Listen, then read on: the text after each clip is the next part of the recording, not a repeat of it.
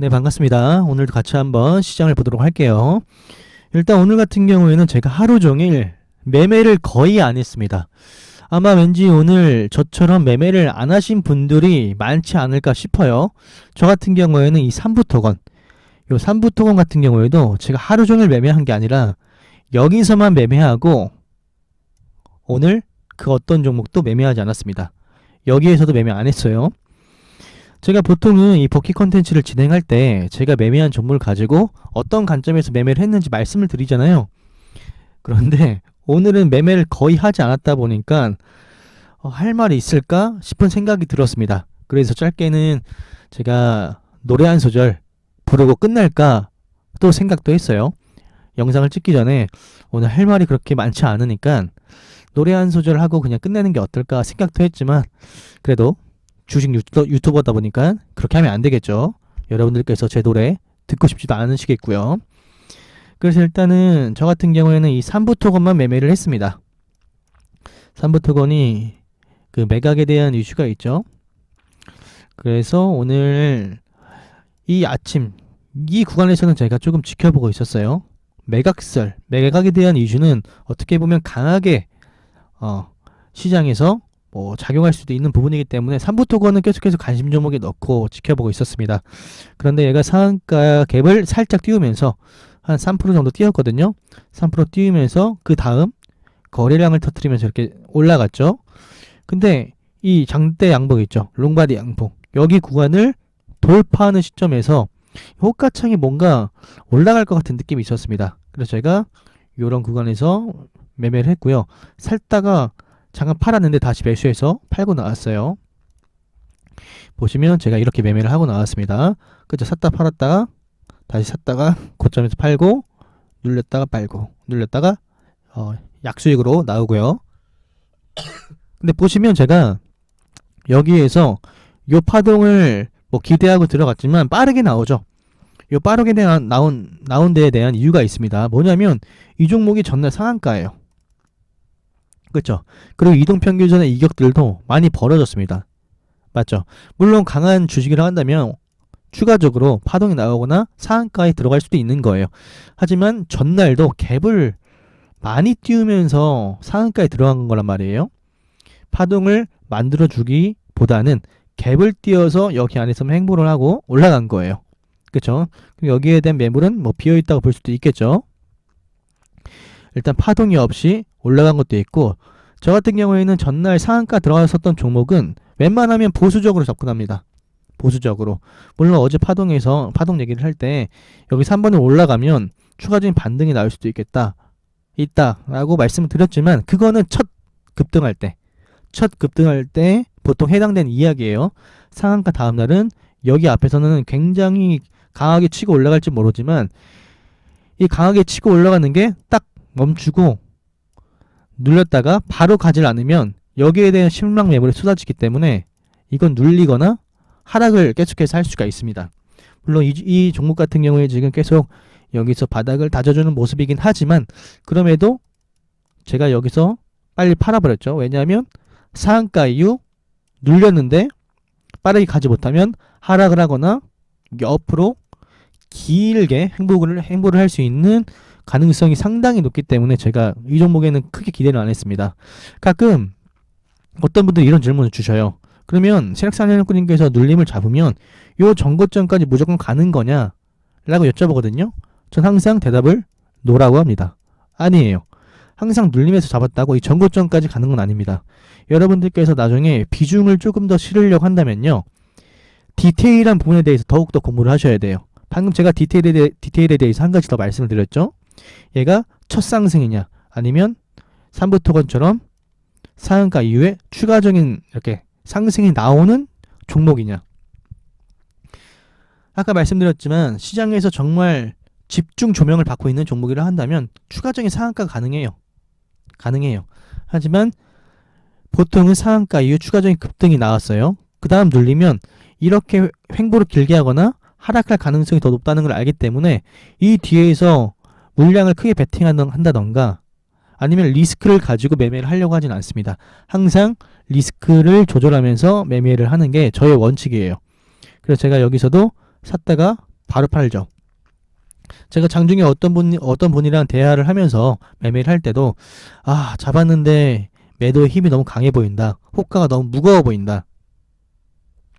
호가가 가득 찬 거랑 무거운 거랑 느낌 달라요. 그 부분에 대해서는 여러분들이 한번 체크를 해보시길 바랍니다.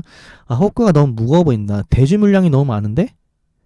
보통은 호가가 이렇게 있으면 중간에 하나씩 대지 물량이 있는데 대지 물량이 이렇게 연속적으로 있는 거예요.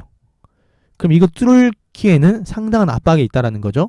이미 이 정도 오른 상태에서 요 대지 물량 한 번 더 먹어줘야 돼? 이러면 상당히 부담이 있다라는 거죠. 이 주체들한테도. 그래서 제가 나는 여기서 판다. 난 여기서 빠르게 팔 거다. 라고 말씀을 드리고 저는 나왔었지만 여러분들께서도 항상 주의해야 될 점이 내가 눌림에서 잡는다가 무조건 전고까지 가는 건 아닙니다. 아시겠죠? 그래서 항상 디테일한 부분에 대해서 공부를 하셔야 되고 딱 이 그림만 보지 마시고 내가 딱 매매하는 중에 딱 이 그림만 보지 마시고요.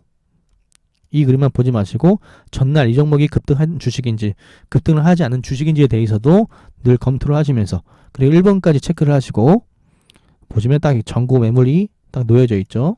요 구간들.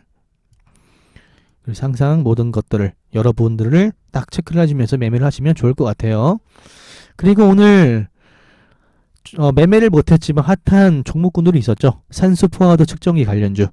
코로나 확진자가 5만 명이 육박하면서 방역 당국은 일반 관리군, 예를 들면 경증 환자, 무증상자, 재택 치료자들은 스스로 관리를 하라고 했고 그에 따라서 재택 치료 키트를 받지 못한 사람들은 이 산소포화도를 직접 구매하는 현상 때문에 메디아나 메가이시에스, 유유제약 이런 종목들이 강하게 올랐습니다. 유유제약이 여기서는 좀 강하게 올라줬지만 이미 대장들은 상한가에 들어가 있는 상황이었기 때문에 제가 굳이 이런 눌림들은 아예 공략 자체를 안 했습니다. 어떻게 보면 3등주, 4등주 이렇게 완전히 후발주자인데 대금이 들어왔다고만 해서 제가 매매를 하지 않겠죠. 항상 대장에 있어 그 테마에 있어서 이 종목이 지금 몇 순위를 차지하고 있는지 그것까지 한번 체크를 해보면서 매매를 하시길 바랍니다. 그리고 또 강했던 주식이라고 한다면 그나마 오늘 거래대금이 정말 안 들어왔거든요.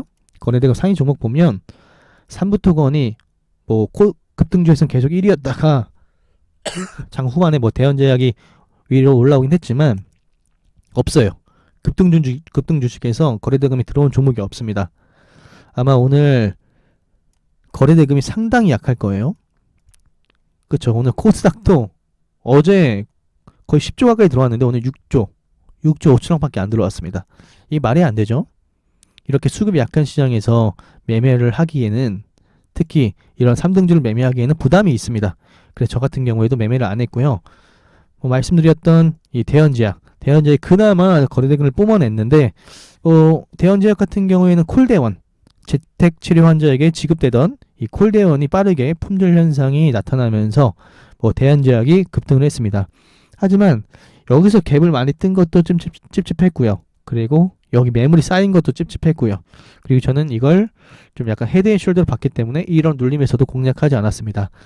그냥 저 같은 경우에는 오늘 시장의 거래대금도 부족하고 내가 정말 이상적으로 생각하는 이 주도주가 도출되지 않고 있기 때문에 출현하지 않고 있기 때문에 차라리 매매를 쉬자라는 관점에서 오늘은 매매를 쉬었습니다.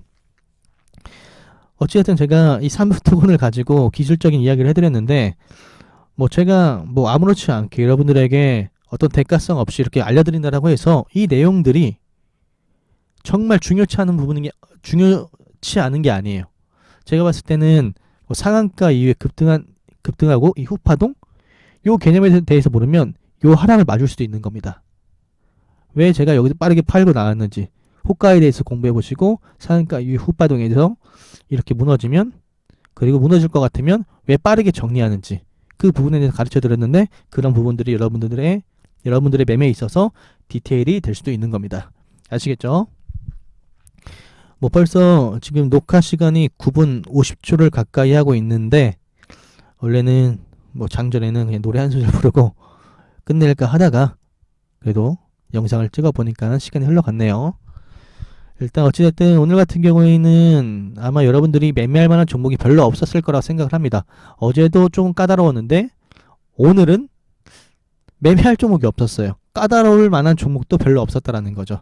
그래서 오늘은 손실을 보신 분들보다는 그냥 없어가지고 매매를 안 하신 분들이 더 많았을 거라 생각을 합니다. 맞죠?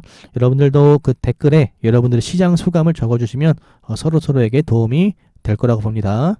그럼 영상은 여기까지 찍도록 하겠습니다. 수고하셨습니다.